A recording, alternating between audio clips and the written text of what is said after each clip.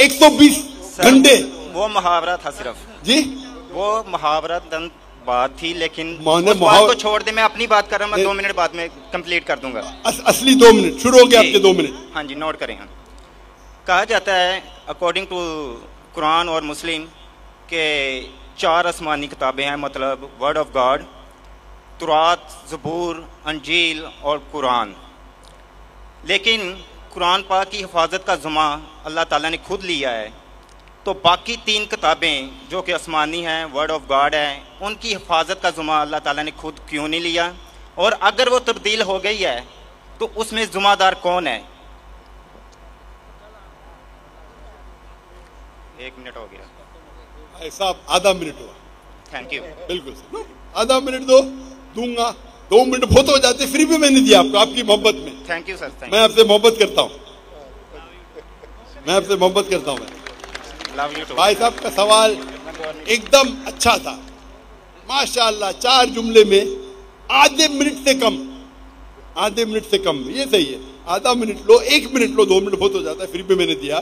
भाई साहब का सवाल एकदम साफ है, एकदम सुथरा है और आसान उर्दू में है कि जब कुरान में लिखा है कि अल्लाह ताला की 4 किताबें हैं, तौरात, ज़बूर, इंजील और कुरान, तो अल्लाह ताला ने सिर्फ कुरान की हिफाजत क्यों की? बाकी आसमानी किताब, बाकी जो अल्लाह के कलाम थे, उसकी हिफाजत क्यों नहीं की? बहुत अच्छा सवाल, जिसका मैंने सवाल मुख्तसर सा दिया था।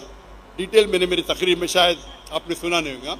और भाई साहब सही कहते कि कुरान मजीद में जिक्र अल्लाह ताला फरमाते सूरह रौद में, सूरा नंबर 13 आयत नंबर 38 में, वलिकुल्ली अजलन किताब, हर दौर में हमने किताब भेजी, किताब नाजिल की। नाम से सिर्फ 4 का जिक्र है, तौरा, ज़बूर, इंजील और कुरान। तौरा वो वही है, वो किताब है जो अल्लाह ने मूसा अलैहिस्सलाम पे नाजिल की। ज़बूर वो किताब है, वो वही है जो अल्लाह ने दाऊद अलैहिस्सलाम पे नाजिल की। इंजील वो किताब है, वो वही है जो अल्लाह ने ईसा अलैहिस्सलाम पे नाजिल की। और कुरान मजीद अल्लाह सुब्हानहू तआला की आखिरी किताब है, आखिरी नबी मोहम्मद सल्लल्लाहु अलैहि वसल्लम पे नाजिल की।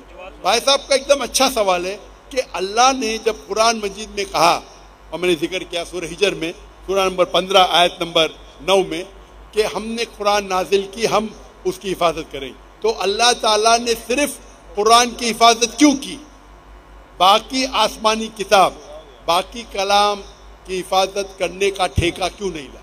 बहुत अहम सवाल, बहुत अच्छा सवाल। इसका जवाब है कि जितने भी पहले किताबें नाजिल की गई, जितने भी वही कुरान मजीद के पहले आए, वो सिर्फ एक वक्त के लिए थी और एक ग्रोह के लिए थी।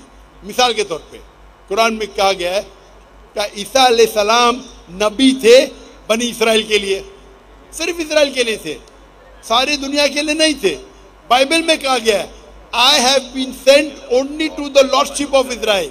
ईसा अलैहिस्सलाम कहते हैं रेड लेटर बाइबल में, गॉस्पेल में, I have been sent only to the lordship of Israel. मैं सिर्फ भेजा गया हूं जो बनी इसराइल है, जो भटके हुए। अने बाइबल में भी कहा गया है कि ईसा अलैहिस्सलाम भेजे गए थे सिर्फ बनी इसराइल के लिए। कुरान मजीद में भी कहा गया है कि ईसा अलैहिस्सलाम भेजे गए थे सिर्फ बनी इसराइल के लिए, वो अरबों के लिए नहीं भेजे गए थे। और ईसा अलैहिस्सलाम खुद कहते हैं कुरान में और बाइबल में, ईसा अलैहिस्सलाम फरमाते हैं कुरान में, पहले कहूंगा सूरह सफ में, सूरा नंबर 61 आयत नंबर 6 में, for Jesus Christ peace be upon him says there will be a messenger to come by the name of Ahmad। ईसा अलैहिस्सलाम फरमाते कुरान मजीद में, एक पैगंबर आएंगे जो आपको कहेंगे, उसका नाम है अहमद। और कई बार न्यू टेस्टामेंट में लिखा है, gospel of John chapter number 16 verse number 7 and Gospel of John chapter number 16 verse number 11 to 12, I have many things to say unto you, but ye cannot bear them now. For he, when the Spirit of truth shall come, he shall guide you unto all truth. He shall not speak of himself, all that he hears shall he speak। इसमें लिखा है कि मुझे आप, ईसा अलैहिस्सलाम कहते हैं